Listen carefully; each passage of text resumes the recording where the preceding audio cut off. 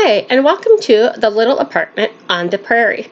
Today I'm going to talk about cloth menstrual pads or reusable menstrual pads. Now, there are other reusable menstrual products, including menstrual cups. I don't use those. I don't know a lot about them. If you search YouTube, you'll find some people who do and can tell you all about them. But I'm going to tell you about cloth pads, which is what I use and what I like. Let's start with why would you want to use cloth pads? Well, they're a lot more comfortable than disposable pads, and they're a lot better for the environment since you reuse them, and they save you a ton of money. I've been using the same pads for about 10 years now, some of them, and they're still in perfectly good condition. And some people feel they're also healthier for you. People say they're less likely to have yeast infections or even cramps when by using cloth pads instead of disposables. I just find them a lot more comfortable. I started out buying some on Etsy, and then I realized I could make my own pretty easily. So if you're squeamish about periods or you're just not interested, you can skip this video. But please like and subscribe if you're interested in other topics. I certainly talk about a lot of other things. And you're not going to see anything that you'd be squeamish about or that would be gross. You know, there's not going to be any blood shown in the video, but I am going to talk about periods pretty frankly and about cloth menstrual pads and answer all the questions that people usually ask me about them. But if you have other questions, please leave them down in the comments. And if you have information that you want to share, please share that in the comments as well. So cloth menstrual pads come in different shapes and sizes, just like disposable menstrual pads. And so what I did in the beginning was go buy a few different pads off Etsy, and I just bought like one from different people so I could get an idea of what I liked. So let's see. The ones that I liked the best were shaped like this. And you see it's shaped like a pad with wings.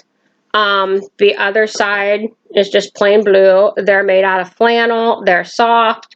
Some people make them out of different materials. When I make them myself, I've decided I like flannel best, but I've made them out of t-shirt material, sweatshirt material. I recently made some for a friend who asked for some that had terry cloth. I ended up putting terry cloth on the inside, but using flannel on the outside because the terry cloth was messy. It was going to leave little fibers everywhere if it wasn't enclosed in the flannel. So usually what they are like is they're like a pad with wings, and the wings have snaps on them. And so you would fold the wings under the crotch of your underwear and snap them, and they fit in your underwear. Now you can find some made with different shapes depending on kind of what you like or what meets your needs best. And they're available in different thicknesses. I bought one that was like for overnight or for postpartum use, and it has a lot bigger wings. The wings have 2 snaps on the ends instead of just one, but usually the pads with 1 wings works best for me.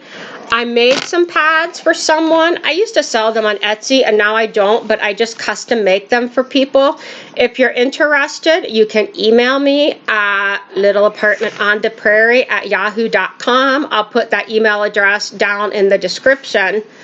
I made some pads for someone who wanted like extra big wings, because she felt like pads tended to slip around. They didn't stay in place in her underwear.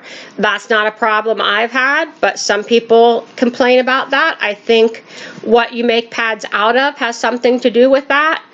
And also maybe the material of your underwear. If you wear like cotton underwear, your pads might not slip as much as if you have underwear that's something kind of slippery, silky, something like that. I have some pads. This one I've had for a really long time. I made it about 10 years ago. but I mean, it still works. It's got sweatshirt material on the inside, several layers of that. And then the outside, the cats, this was a set of sheets I had years ago that were like that t-shirt material kind of sheets. And so it's a thicker pad. This one,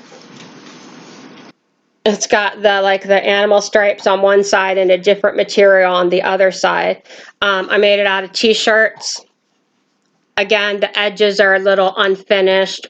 I'll show you some pictures of pads that I've made for people, custom made on request.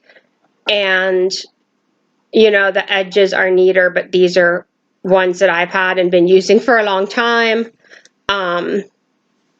This was like a shirt material. So you can make them. Here you can see there's like different sizes. If you want longer pads, or, you know, this would be more like a panty liner. So you can make them in different lengths and different sizes. What I did when I started making my own was I traced a pad that was a size and a shape that I liked, and then used that to make a pattern. I like flannel best, like I said, but you can make them out of any type of material you like. I usually use 3 to 4 layers of flannel for light days, 5 layers for heavy days, or I mean for medium days, regular days, and then like 7 layers for heavy days. And what I do when I cut out patterns is I cut 2 pieces that are shaped like this that have wings. So here's a pad I'm working on, and I cut 2 pieces like this that have wings, and then I've cut 3 pieces like this without wings, and so that'll go in the middle. I'll make a sandwich with 1 layer with wings, the 3 layers without wings, another layer with wings. I'll sew around the edges and then sew on snaps. I have tried making pads with Velcro instead of snaps, and I found that it didn't always stay closed all the time, and snaps work better even though they're a little more work to put on than the Velcro. So questions people ask me about cloth pads is, do they work? Do they leak? How absorbent are they? People also ask about cleaning them and what you do in between washing them, and I'll tell you all that. So I find you can use a layer of waterproof material. There's something called PUL, which people often use in cloth diapers, and you can find that in the fabric store in the aisle with the diaper making materials. If you need help finding it, just ask a clerk. I don't normally put that in pads that I make unless someone asks for it. I just don't find that I need it. They're absorbent enough without it. But if you want that, you could use that as one of your layers in pads.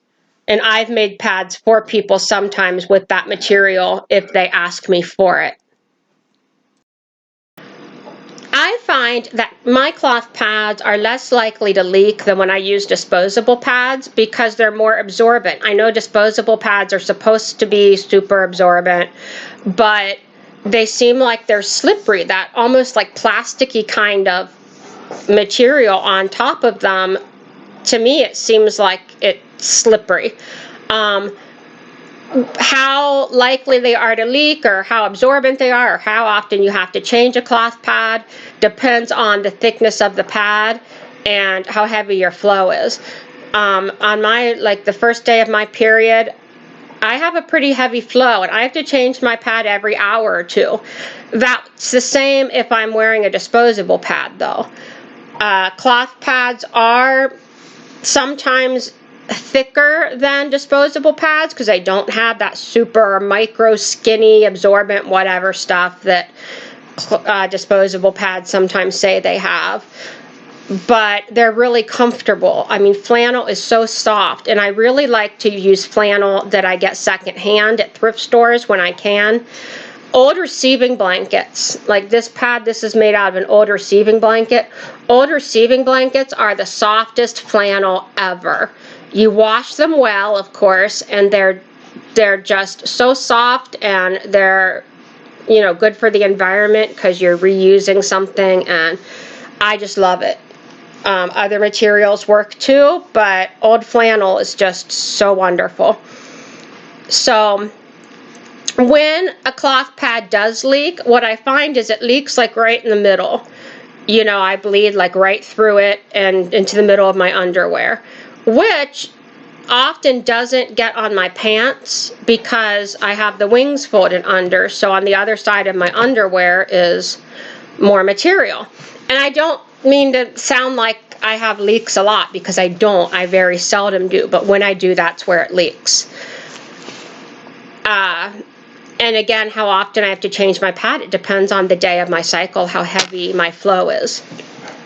So what I do with my pads is when I take them off, I have a small trash can in my bathroom with a lid, and it's lined with a cloth bag.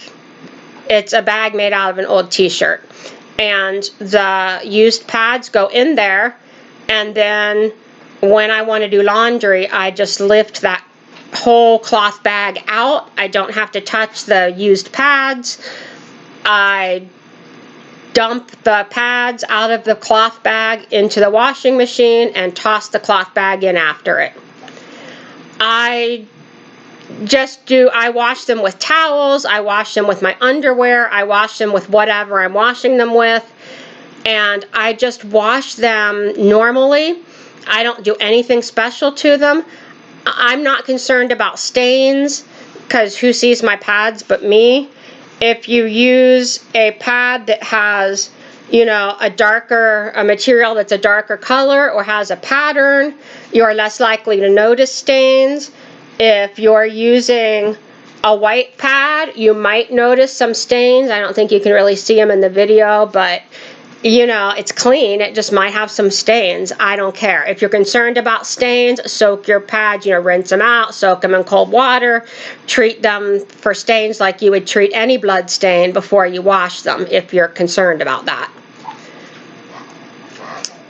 When I am out and about, what I do is I put a clean pad in a Ziploc bag. You can also buy reusable little wet bags for this purpose, but I just use a Ziploc bag, and I've had the same couple Ziploc bags really for several years now and just reused them. But when I go to change my pad, I take the pad off, I fold it up, fold it in like this, then fasten the snaps. So the wet part of the pad is all tucked away on the inside. I stick it in the Ziploc bag, put it in my purse. You can put it in your pocket. You know, take out the clean pad out of the Ziploc bag, put the folded up used pad in the Ziploc bag.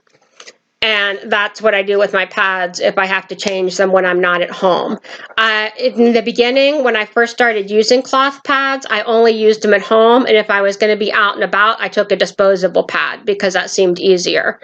But now this seems perfectly easy. I don't notice any kind of an odor. Some people say they have less of an odor than disposable pads. I can't really say I noticed an odor when I use disposable pads either. The used pads in my bathroom, I don't notice an odor. They're in a trash can with a lid. So there's not an odor in my bathroom. And that's pretty much all I have to tell you about cloth pads. If you're interested in ordering some, you can email me. I'll put the address in the description below. And if you have any questions, please put them in the comments below, and I'd be happy to answer them.